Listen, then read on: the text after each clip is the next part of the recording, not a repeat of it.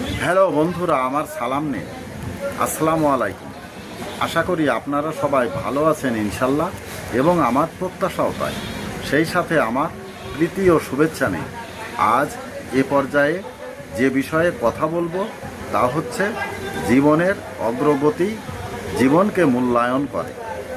যে জীবনের অগ্রগতি দৃশ্যমান নয়, সে জীবন আসলেই বৃথা, সে জীবন মূল্যহীন।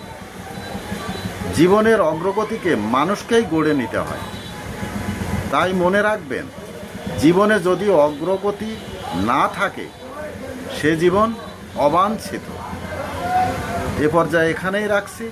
ততক্ষণ পর্যন্ত সবাই ভালো থাকুন, সুস্থ থাকুন এবং নিরাপদে থাকুন। শুভ কামনা নিরন্তর সবার জন্য সবসময়। ধন্যবাদ ফেসবুক মেটা, ধন্যবাদ সকল বন্ধুসহ সবাইকে। আবার দেখা হবে অন্য কোনো ভিডিওতে। আল্লাহ হাফেজ।